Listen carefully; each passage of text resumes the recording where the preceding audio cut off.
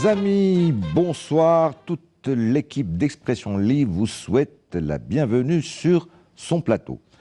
Notre invité de ce soir, Mohamed Aouli. Bonsoir Mohamed Aouli. Bonsoir M. Seya. Merci d'être avec nous. Je vous remercie pour votre invitation et je vous remercie surtout pour tous ces efforts que vous déployez pour la promotion de notre culture. Merci. Alors, il y a quelque temps de ça déjà, nous avions eu la joie de vous recevoir sur le plateau pour le premier tome d'une saga, puisqu'elle est déclinée en 4 tomes. Cette saga, le titre Idli, et nous avions parlé de ce premier tome, dont le titre était très original, qui s'appelait Cupidon chez les Magots. Alors, on va voir que ça se décline en 4 tomes. Aujourd'hui, nous allons parler du second, dont le titre est le défi. La semaine prochaine, j'aurai encore la joie de vous recevoir pour la 3e partie, Fut forgé le fer. Et puis, bientôt, eh bien, on parlera de la dernière partie de cette saga. Ils marchèrent sur l'eau. Alors, pour rappel, rapidement, Cupidon chez les Magots, personnage central de Mokran et... Mohand et Radia. Alors, histoire d'un amour quasi impossible, de cousins qui se connaissent depuis leur plus tendre enfance, etc. Ça ne se passe pas comme prévu. Mohand va émigrer en France, il va rencontrer des amis de son village, de sa région, et puis il va militer dans la Fédération de France du FLN. Ça va être, vous allez décrire toute la partie de la lutte de libération nationale, pas seulement en France, aussi en Algérie, mais principalement en France, en suivant Mohand. Et puis cette deuxième partie que nous allons attaquer aujourd'hui, le défi. Ouf, enfin, 19 mars 62, cessez-le-feu, l'indépendance pointe à l'horizon dans très peu de temps. Tous les amis de Mohand, pli bagage, hop, on rentre enfin dans notre pays où il semble que les choses se calment. Malheureusement, on va voir dans votre roman que ce n'est pas aussi simple, puisque malheureusement, l'organisation criminelle OAS continue de frapper dans tous les coins de notre pays, avec une politique de terre brûlée, des assassinats à l'aveugle. Nous ne partirons pas avant d'avoir totalement détruit ce pays. On vous laissera un goût amer. Voilà. Absolument. Alors, ces amis vont débarquer à Alger, et puis ils vont tout de suite décider d'aller retrouver leur village natal. Ah oui, absolument. Et puis, il fallait pas traîner à Alger. Il fallait pas trop traîner à Alger. Parce qu'Alger, c'était l'OAS, c'était, oui, comme vous venez de le dire, et il fallait rentrer en Kabylie, en village, à Tifra. Voilà. D'ailleurs, région de Michelet. Région de Michelet. Voilà. L'ex-Michelet. Voilà. D'ailleurs, en arrivant, il y avait Jafar, le cousin, parce qu'il y a notre Jafar qui est son ami. Il y a 2 Jafar, il faut dire. Un cousin, il avait fait cette remarque. C'était le silence.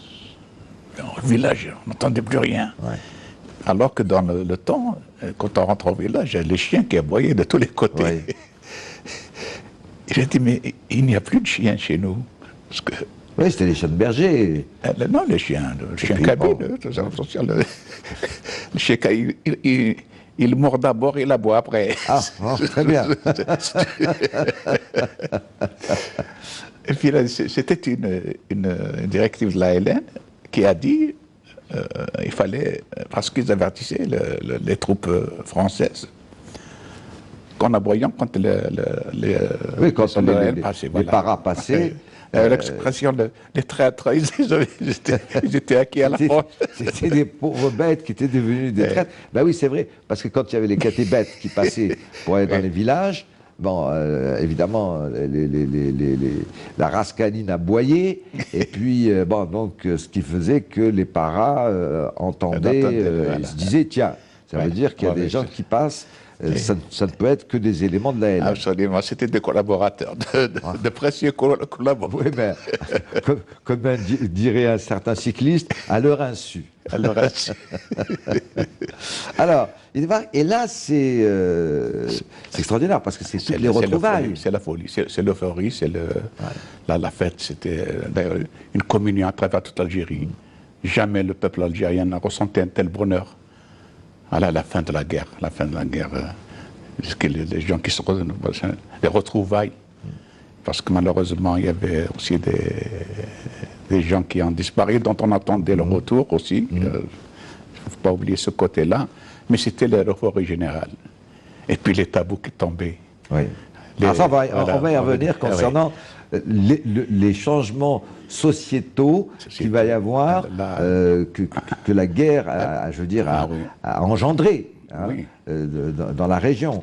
Alors, Mohamed va retrouver enfin son père, sa mère, mais il y a ombre au tableau, c'est que son frère Hamid est mort en martyr. Et donc sa mère est en même temps très heureuse de retrouver son fils vivant, mais... C'était paradoxal. On était heureux de se retrouver, et puis à chaque fois qu'on parlait d'un disparu, c'était d'un tel ou un tel, on disait c'était le... Et puis on ne savait pas, c'est ce que vous dites là est très mais important. la vie a eu quand même battu la mort. La vie est sortie vainqueur. Malgré tout ce qu'a subi le bonheur de cette fin de guerre, le bonheur d'avoir vaincu d'avoir fait cette tragédie, cette tragédie, le colonialisme de notre pays, oui. Voilà. 7 ans de guerre, terrible. Et puis, il faut dire que cette région a été particulièrement marquée par la guerre. De tout genre. Ils ne nous aimaient pas, les Français. C'était une... Contraire. Alors, on va retrouver donc tous ces personnages que vous aviez déjà évoqués dans Cupidon chez les Magots, avec ce personnage absolument hors du commun, c'est la mère de Mohamed, Nadji, qui, elle, est un phénomène. Oui, mais les maires de ces régions, les maires de l'intérieur étaient des phénomènes. D'abord, c'était des travailleuses. En réalité, c'est elles qui veillaient sur le foyer, contrairement à ce que nous prétendons. Elles étaient là. Elle a toujours été là, elle. Pendant que c'était les circonstances qui ont voulu que ce soit ainsi. Mais le père, d'ailleurs, elle va lui dire, lui dit, quand ton fils avait peur de ne pas te reconnaître, parce que quand il parlait du père, d'Akassia, quand elle parlait à son mari, il lui dit, il a peur, quand il est parti en France, il a peur de ne pas te reconnaître, parce qu'il y a longtemps que tu étais en France. Mais la maman a toujours été là. C'est ça. Elle veille. C'est la gardienne du foyer. La gardienne du foyer, la gardienne des traditions, du foyer. C'est elle qui tenait la maison. Hein. C'est elle. Ouais. Alors son père, il faut le savoir aussi, parce que ça on le retrouve dans Cupidon chez les Magots, son père aussi était immigré. D'Akassi, il est rentré pour soi-disant aller au maquis, mais comme il était un peu légèrement handicapé et âgé, l'ALN n'en voulait pas de lui. Ouais. Alors, grande retrouvaille, et puis un hasard, à un moment donné, Mohamed est là dans une petite ruelle du village, puis il rencontre une petite fille qui s'appelle Rania. C'est juste une rencontre de hasard, je dirais. On l'a trouvé dans Tajmat, elle l'a retrouvé à Tajmat, parce que personne ne parlait de Rania. C'est ça. Ma maman, elle évite d'en parler. Et les gens, pour une fois, il y avait un consensus. C'est parce que c'est difficile de garder un secret dans un petit village. Ah bah oui, je me doute, oui. Mais cette fois-ci, c'était sans faute. Il y avait un consensus au sein du village, on ne parlait pas d'elle. Pour Mohand Radia, elle est avec son mari et tout ça. Or, alors, il faut savoir que, toujours pour rappel, dans Cupidon chez les Magots, le grand amour de Mohand, amour vraiment pratiquement d'enfance, hein, ils étaient destinés l'un à l'autre. Carrément d'enfance. Ils étaient destinés l'un à l'autre. Dans les sens. Bon. Les faits, malheureusement, la réalité fait que, bon, ils ne se sont pas retrouvés ensemble. Radia, son grand amour, va se marier avec quelqu'un d'autre, hein, et puis ce quelqu'un d'autre, malheureusement, va tomber lui aussi au champ d'honneur, mais juste 2 mois après le mariage, mais entre-temps, il y a eu conception d'un enfant, ou d'une enfant plutôt. Il a été tué. Il a été tué. Oui. Il a été tué. Il n'a pas pris le maquis. Enfin, bon, voilà. C'était une drôle d'histoire. Une drôle d'histoire. Voilà. Il a été, mais Mohand ignorait tout. Voilà. Alors, il ne connaissait pas d'ailleurs. Il ne savait pas que Radia était veuve. Absolument pas. Et il savait encore moins qu'elle avait eu une fille qui s'appelait Rania. Oui, c'était cette fille qui vient, lui dit, mais qu'est-ce que tu fais là, dans le toile Roumi, hein? Ah ouais, parce qu'elle le voit comme... Elle le voit, ah oui, il avait une tête plus ou moins dite européenne. Une tête européenne. Elle me dit, qu'est-ce que tu fais encore? Je croyais que vous êtes tous partis. Et alors, elle me dit, bon, lui ne savait pas. Il dit, mais non, moi je ne suis pas, moi j'ai aussi, moi je que tous ces gens d'ici, là, de Jemel. Mais toi par contre, tu te trompes, d'autant plus que tu n'as pas de ceinture sur ta robe et tu n'as pas... Ouais. Tu t'es coupé les cheveux, ce qui n'arrive jamais. Ouais. Tu as plutôt une tenue moderne. Voilà, c'est plutôt toi. Tu n'as pas la tenue traditionnelle. À un moment donné, il la prend par la main, il dit, bon, j'ai voulu offrir l'épicier du coin. Elle lui dit non, maman ne veut pas, puis il prend, il rentre avec elle à la maison. Parce que ça, et c'est là que elle est à 50 mètres de la maison. Et Nadji qui le voit, qu'est-ce que tu fais avec Rania? Il dit non, c'est toi qui tu voulais me marier, mais je te ramène une Française qui parle kabyle.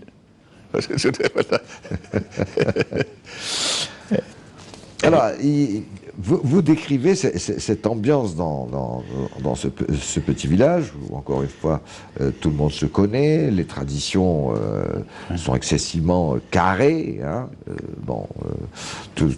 tout doit être au cordeau. Il y a des us et coutumes qu'il ne faut pas... pas aller ni à droite ni à gauche. C'est ça le défi, c'est aux coutumes, c'est au tabou, c'est ça. Alors d'où l'idée du titre de votre roman, le défi, puisque tout va, en quelques années, tout va être, va éclater, va se bouleverser. Tout va alors il y a ce que vous dites dans votre roman, d'abord le fait que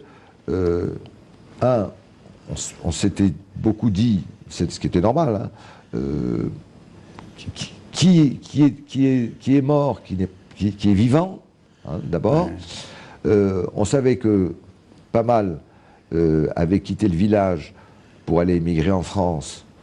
Rentreront-ils? Ça a été la surprise. Hein, hein. On ne savait pas quelle était leur vie en France.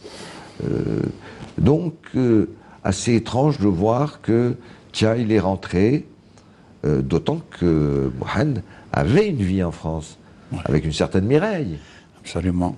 À qui il tenait d'ailleurs. Ben oui. Il a eu ça. Elle lui a donné un mois de congé. Elle lui dit pas une journée de plus, sinon je vais trouver un remplaçant. Tout à fait. Je vais trouver un remplaçant. Bien sûr, en plaisant. Parce que quand Mohand rentre définitivement, enfin définitivement non. Non, il ne voulait pas. Il ne voulait pas rentrer définitivement. C'était juste parce que c'était la fin de la guerre, c'était l'indépendance. Et donc il voulait être au milieu de cette liesse fantastique, retrouver ses parents, leur dire tout va bien, mais c'est tout. Retrouver ses parents. Mais c'est tout. C'est tout. Parce qu'il était frustré de ne pas avoir terminé ses études. Ouais.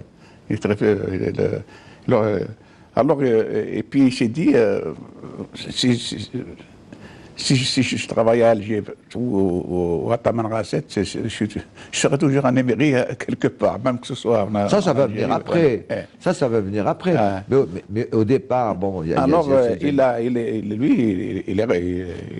il avait opté pour repartir en France. Oui, passer quelques mois et puis repartir. Améliorer ses connaissances, ce qui tenait absolument. Il avait soif d'apprendre. Il avait toujours eu soif d'apprendre. Améliorer et puis, voilà. Mais il est resté quand même jusqu'après l'indépendance. Il a assisté au fait de l'indépendance. Il ne voulait plus assister aussi à cette quête des sépultures de ceux qui sont morts dans notre région, parce que chaque village kabyle avait son carré de martyrs. Il fallait les ramener. Son frère était mort à Orléansville à l'époque, même de maintenant. Il ne voulait, lui, par la suite, il ne voulait pas assister. Il voulait garder cette image, égoïstement. Il ne voulait pas partir avec les autres dans cette quête macabre. Oui, parce que malheureusement, jusqu'à maintenant d'ailleurs, on découvre encore des charniers. Ah, toujours. Et donc il fallait essayer de voir, je dirais, macabre recensement. Macabre recensement. Alors, deux choses. Il trouve donc cette Algérie nouvelle qui n'a pas de cadre, ou très peu. Hein. Donc tout est ouvert. Hein. Les opportunités, il y en a mille et une, puisque ce qu'on a appelé les pieds noirs ont plié bagages. Donc plein de secteurs d'activité, quels qu'ils soient, a été vide, n'avait pas de cadre. Ça a été. Je prends l'exemple, et je salue le courage absolument extraordinaire des cadres et techniciens qui, en 62, ont repris immédiatement la radio et la télévision algérienne, alors que 99% pratiquement des cadres dits européens étaient partis. Et ben, tout de suite, ils ont mis la main à la pâte, et de façon absolument, je les salue mille et une fois, parce que c'est eux qui ont... ils n'ont pas laissé, je veux dire, de temps mort. Immédiatement, ils sont mis au travail en se disant, bon, on va bricoler comme on peut bricoler, mais en tout cas, ça va fonctionner. Et ça a fonctionné. Et ça, dans beaucoup de secteurs d'activité. Dans tous les secteurs. Alors, on va lui proposer ça, d'ailleurs. On va lui dire, mais tu as plein d'opportunités, on peut t'offrir du travail, vraiment des offres mirobolantes. Et en même temps, il y a autre chose, c'est que Nadji, évidemment, son fils, il est rentré. Et ben maintenant, il faut le marier. Ah ben oui, bien sûr. Il fallait, parce qu'elle aussi, elle était malheureuse de voir disparaître Hamid sans laisser de descendants. Et ça, la descendance, c'est essentiel. C'est important au niveau de... mais entre-temps, il y avait Dahsen, qui est l'un des principaux aussi acteurs du roman, qui avait proposé de travailler dans le parti. Voyons le bagou de Mohamed. Oui, puis il avait une expérience militante en France. Voilà, il a dit non, il n'est pas question, parce que, enfin, il ne veut pas faire de politique, parce qu'il a assisté à une scène, quelqu'un qui l'admirait, et puis il avait des socialistes dire une chose et son contraire en France, parce qu'il a quand même vécu dans ce milieu, disons, qui était quand même progressiste.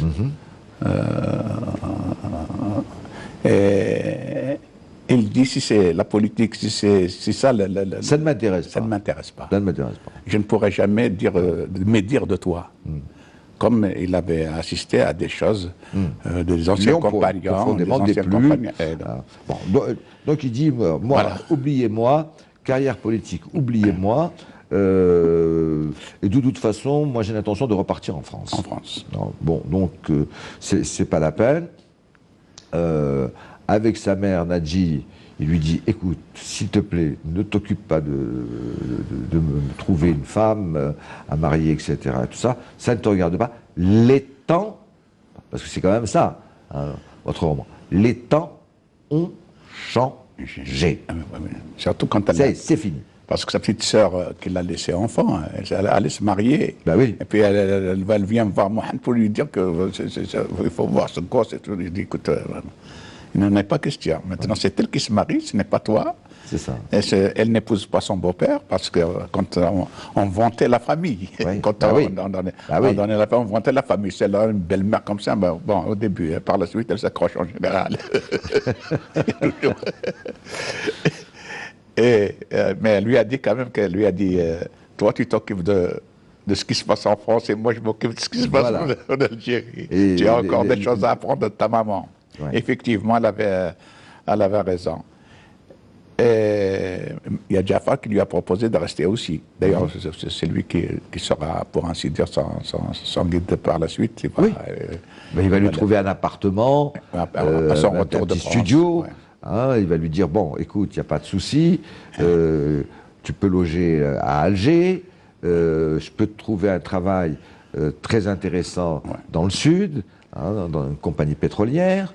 Donc, tu peux parfaitement bien faire ta vie et tu auras beaucoup plus d'avenir ici qu'en France ou que ce que tu vas faire. D'autant plus que même la compagnie prend des gens. La compagnie française de pétrole lui dit que il ne tient qu'à vous de vous former parce qu'il forme des gens dans tous les instituts du monde. D'ailleurs, c'est la vérité. Alors, et il découvre le calvaire de Radia. Alors ça, après coup, tout simplement en comprenant que Rania est la fille de Radia, son amour de jeunesse, et il apprend, non seulement qu'elle est sa fille, secondo, il apprend qu'elle est veuve, et puis il apprendra par la suite qu'elle est gravement malade, puisqu'elle a un cancer du sein. Cancer du sein. Bon.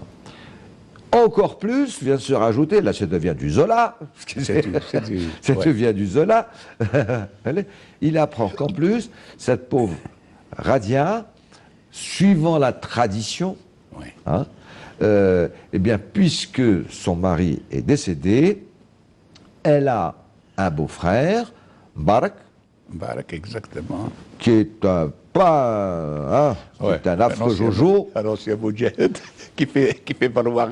Voilà. Qui est peut-être aussi ses exploits guerriers. Ses droits guerriers. Non, c'est surtout ses droits coutumiers, qui dit, de tradition, c'est quand le mari décède, c'est le frère du mari. Normalement, c'est une tradition. Voilà. Parce que lui, il l'a fait égoïstement. Qui n'est pas religieuse. Hein. Non, absolument pas. Du tout. C'est une tradition. C'est pour sauvegarder, quand il y a une jeune veuve qui n'était pas... qu'elle a des enfants, pour disons... Pour l'orpheline ou l'orphelin. Dans des tentations et tout ça qui ne sont pas admissibles. Il n'y a pas de... au niveau dans ces régions-là. Ce n'est pas... Mais lui, non. Lui, il voulait épouser Radia parce qu'il la trouve simplement belle et tout ça, mais une fois qu'il avait appris qu'elle a quand même intempéré. Oui, quand il a appris sa maladie... Sa maladie, il a un peu tempéré. Parce que elle a peur qu'on lui enlève sa fille. C'est ça. Parce que pour elle, il n'y a qu'une... Sa raison de vivre, c'est machin... C'est Rania, sa fille. C'est Rania, sa fille. Elle n'attend rien de la vie. Malade, veuve. Alors, et puis, elle a perdu ce frère protecteur. Elle aussi. Ouais. Ramadan, qui est mort pendant la guerre, celui qui était... Ils étaient, pour ainsi dire, c'était la ruine. Ouais. Morale. Alors... Donc le cas de Radia que découvre Mohamed est assez terrible, hein, parce qu'il se dit, bon, voilà, quand même c'était son grand amour, il ne faut pas l'oublier, hein, qui était très bien décrit, avec beaucoup de tendresse, de sentiments, de passion dans Cupidon chez les magots. Là, Mohamed dit, mais c'est pas possible, d'abord les temps ont changé, qu'est-ce que c'est que cette histoire? Et puis surtout... Barak, le beau-frère, hein, de Radia, c'est pas un personnage fort sympathique. Hein, Primo, parce qu'à un moment donné, ils vont avoir une discussion tous les deux, ils vont se rencontrer, ils vont avoir des mots.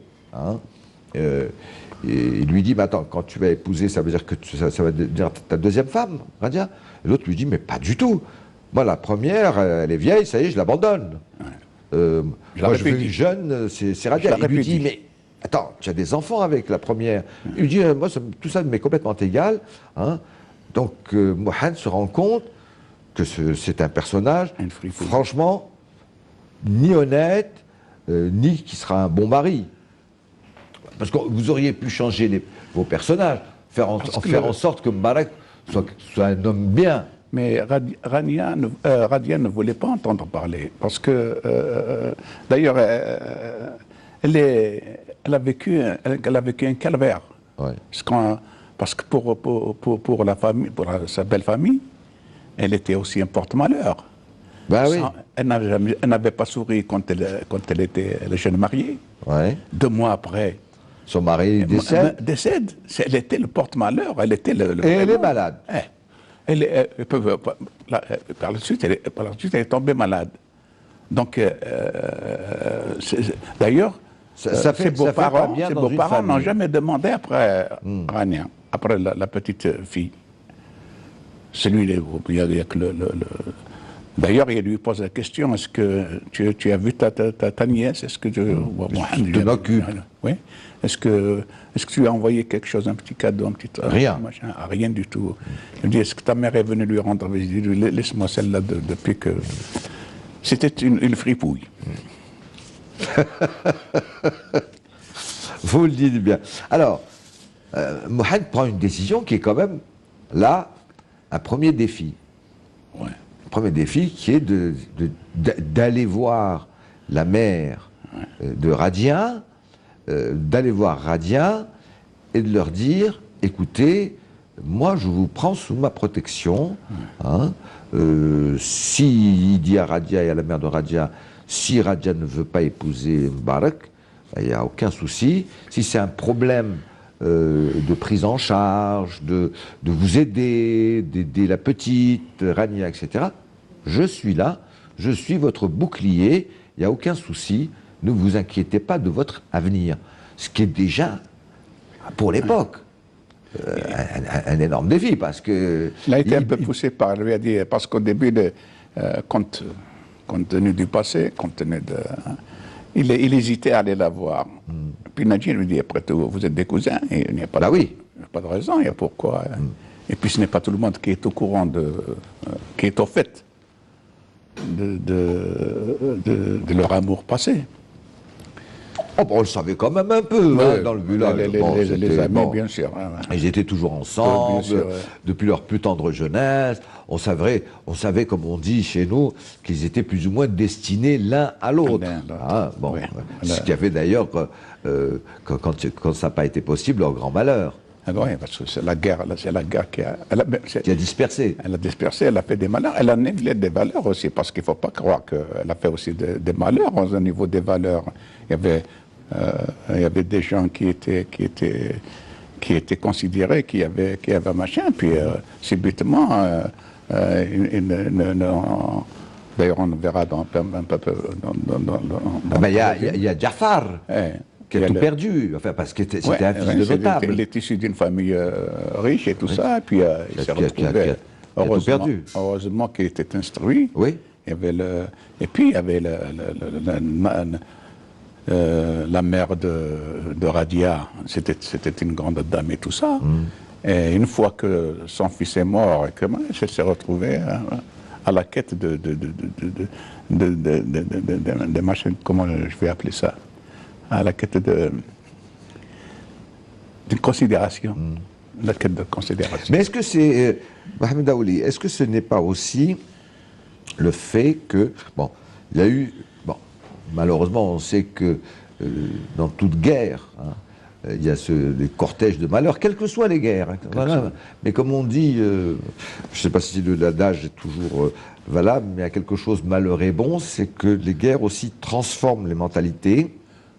et peuvent amener à ce qu'on appelle une modernisation des mentalités et la société change. Bon, et là on le voit bien dans dans le défi, puisque c'est vraiment essentiellement ça, hein, dans votre saga de 4 ouvrages, c'est un petit peu la place centrale, c'est-à-dire que tout d'un coup la société va totalement changer, il y a l'indépendance, les mœurs changent, etc. Mais c'est aussi le fait que toute cette bande de copains qui vont débarquer, hein, et à sa tête Mohand, hein, mais Jafar aussi, etc., et tout ça, sont tous des gens qui sont, comme on dit chez nous, qariyin. Oui. Donc ils vont apporter quelque chose de nouveau, un sang nouveau à cette micro-société qui est, eh bien, le fait que, bon, ça c'est un peu moyenâgeux.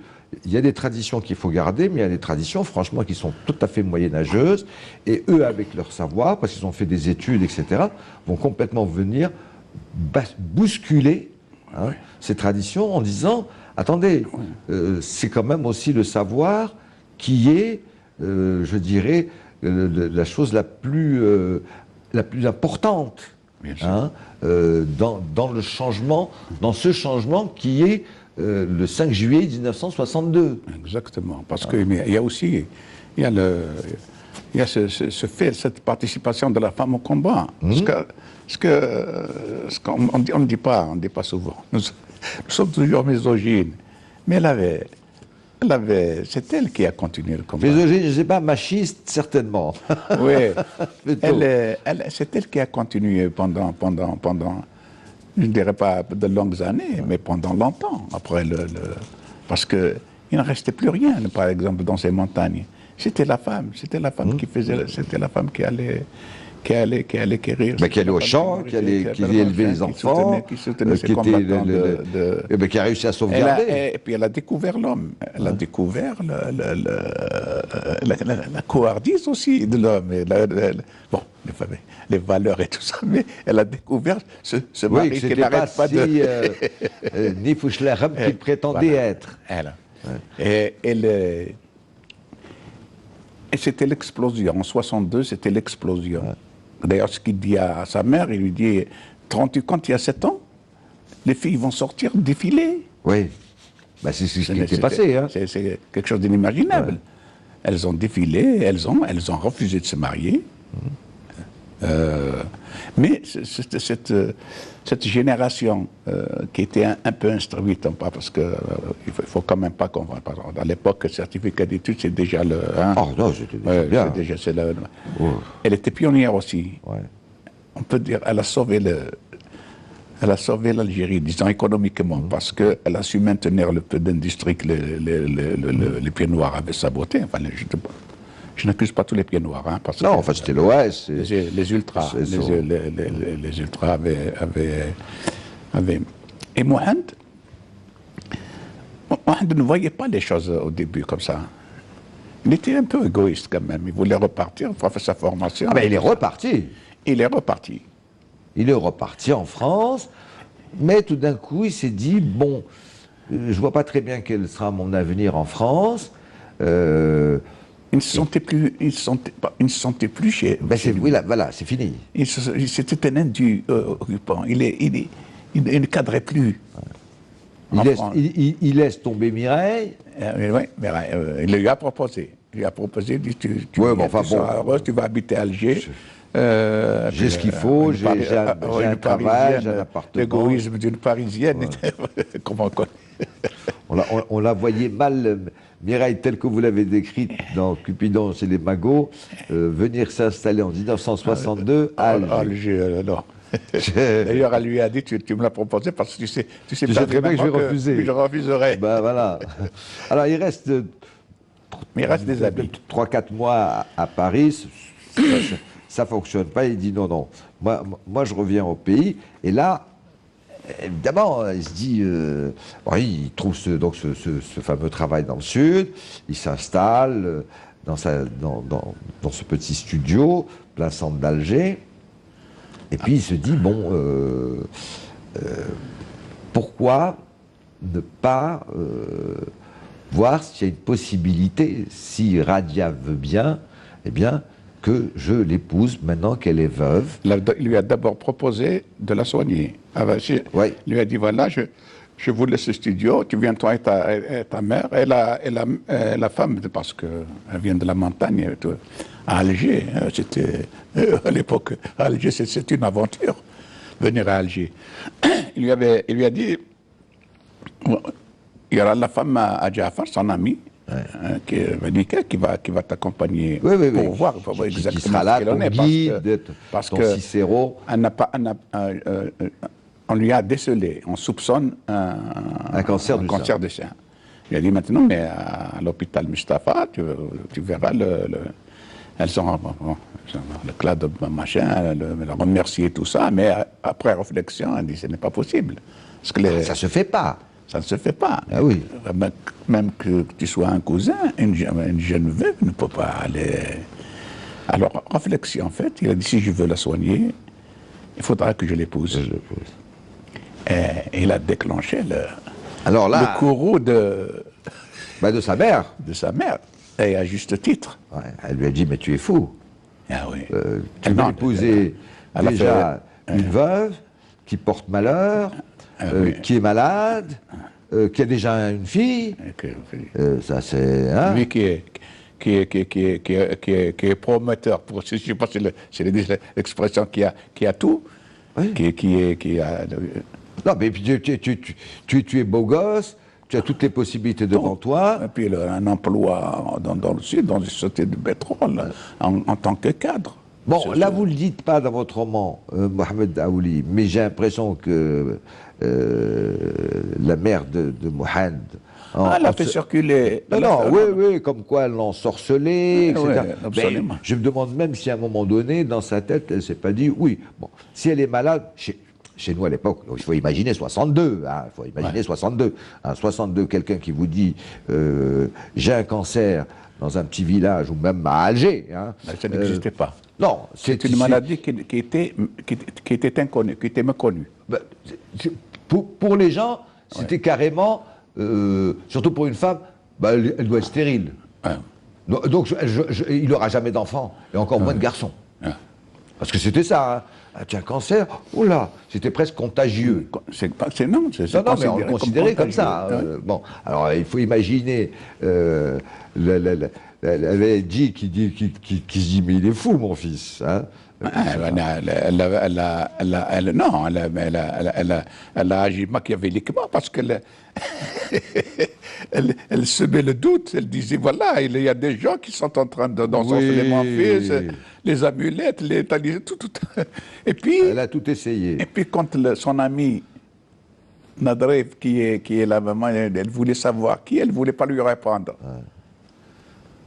Ça veut dire que c'est elle qui est visée. Alors, Nadrev, c'est la mère de Radja, la grand-mère de Rania, pour situer vos personnages. Je sais, vous avez excusez-moi, vous avez un tic, tous les auteurs, c'est que quand vous parlez de vos personnages, vous semblez que tous nos téléspectateurs les connaissent par cœur.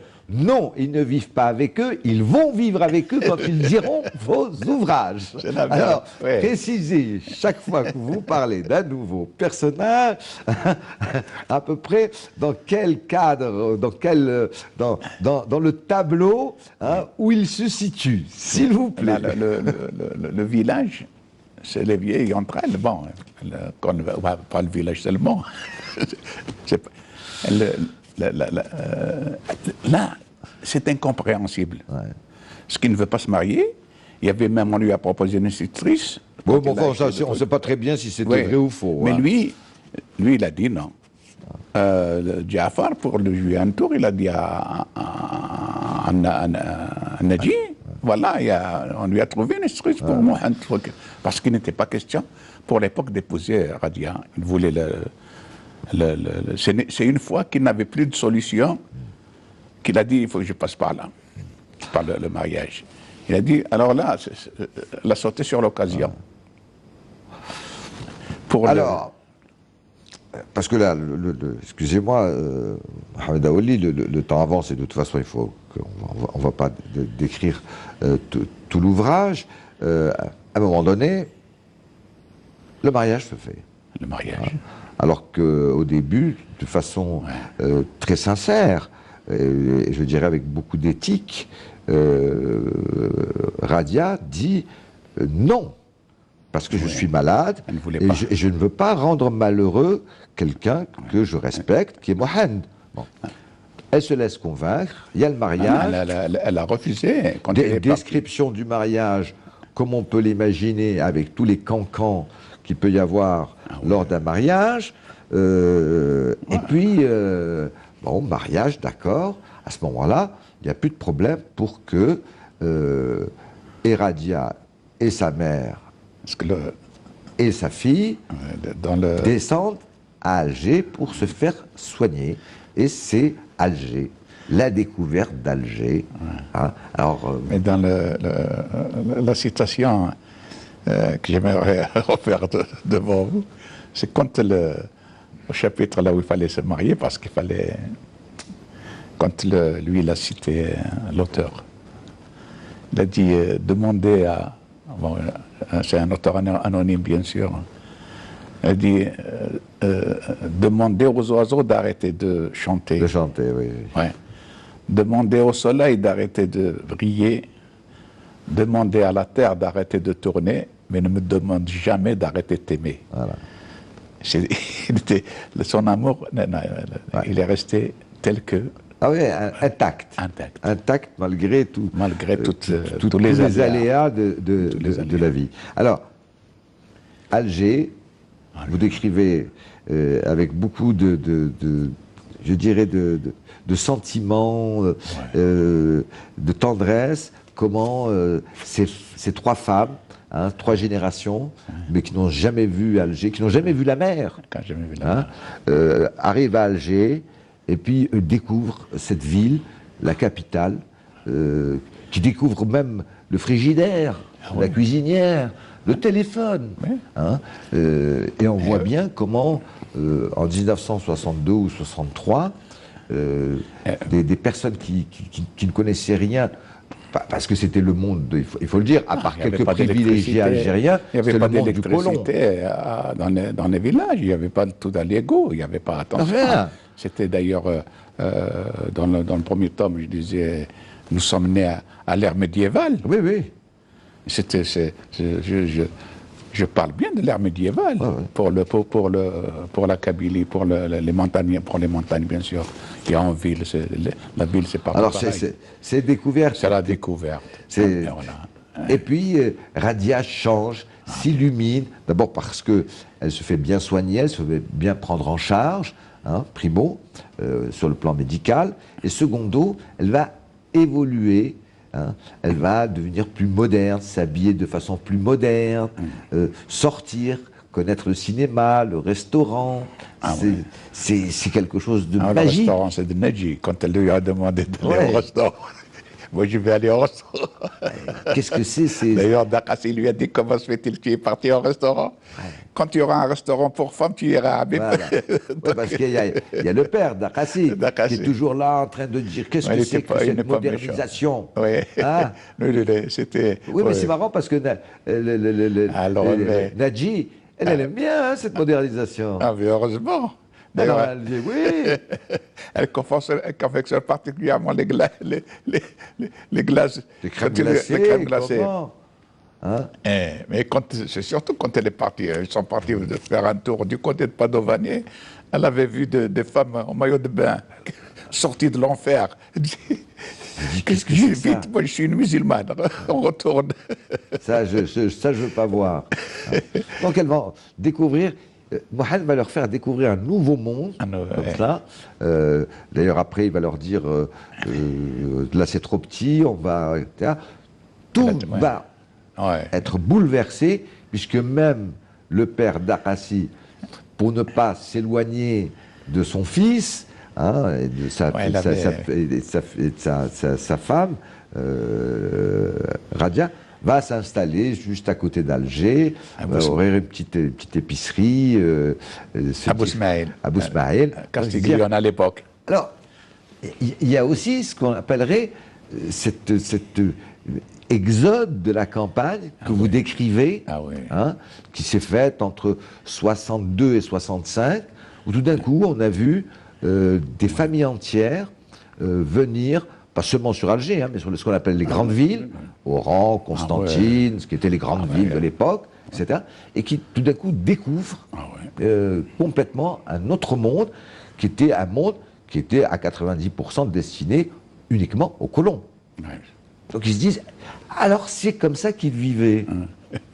Parce que c'est ça qui leur semble fou. Ils disaient, nous on vivait dans un monde, il y avait très peu d'Algériens qui vivaient dans ce monde dit moderne, etc. Et tout ça. Puis d'un coup ils se disent, c'est comme ça qu'ils vivaient, les gars. Ouais, on découvre tout. La modernité.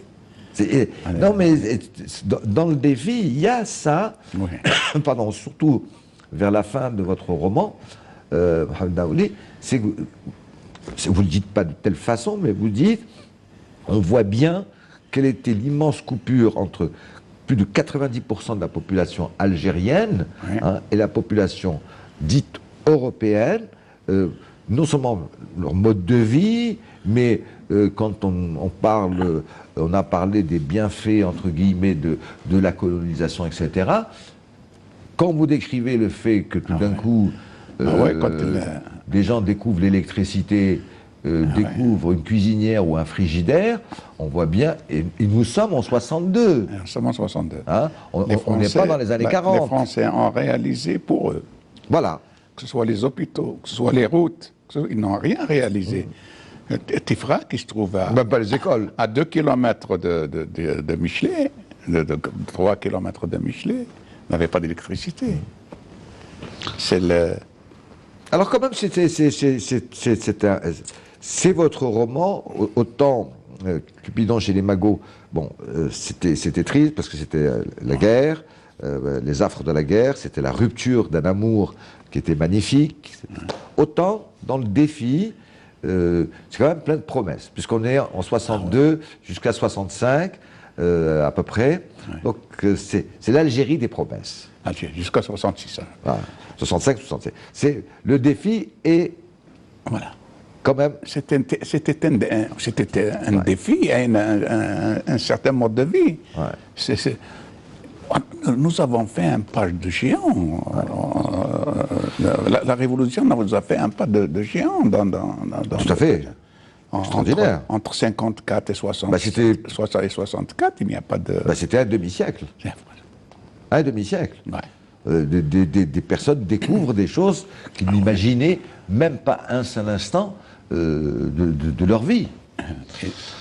Alors malheureusement, nous arrivons quasiment au terme de l'émission, Mohamed Daouli. Je rappelle donc, premier tome de cette saga Idhelli, Cupidon chez les magots. Le deuxième, c'est celui dont nous venons de parler, le défi. Je dirais le premier, nous sommes en pleine guerre, de libération nationale. Le deuxième, c'est post-indépendance, jusqu'à 66. Je vous propose... j'espère que vous en serez d'accord, mais je suis sûr que nos téléspectatrices et téléspectateurs le seront, que la semaine prochaine nous retrouvions pour la troisième partie, Forgé fut le fer, où là c'est encore une autre période, puisque c'est la période où l'Algérie s'installe en tant qu'État-nation.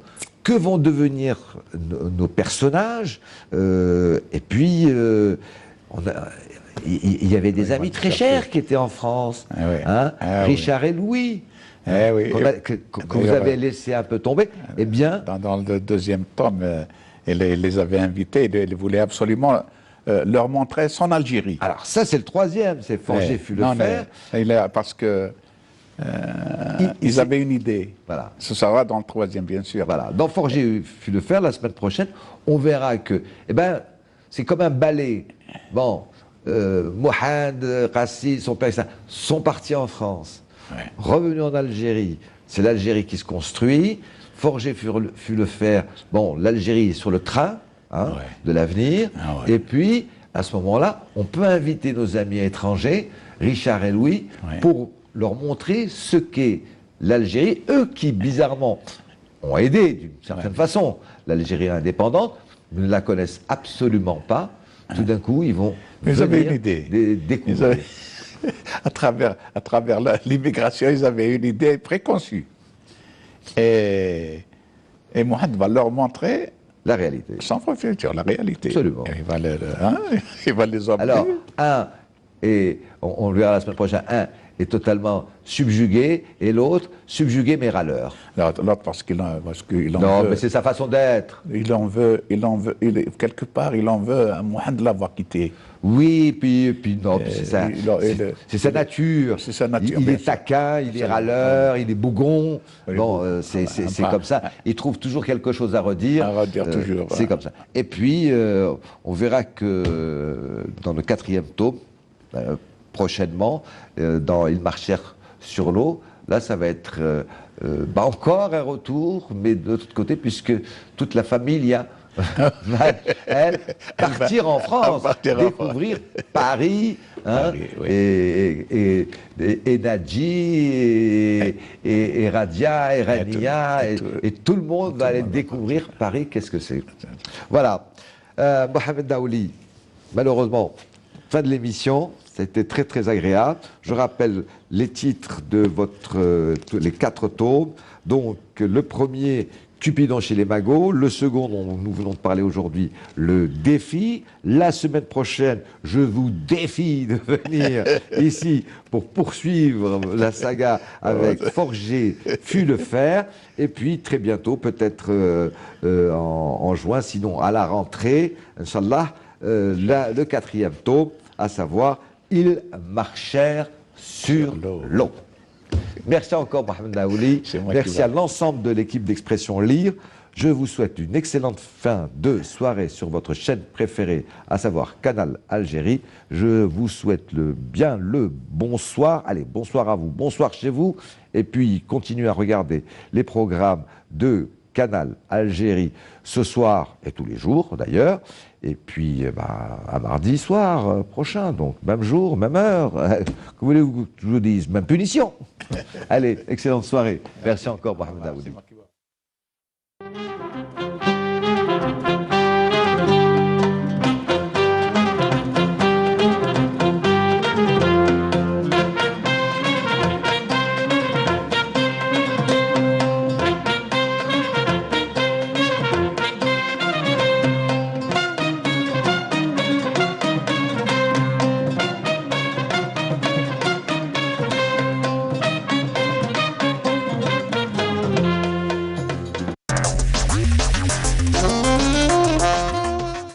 Nous allons découvrir ensemble toutes les manifestations culturelles qui ont eu lieu près de chez vous.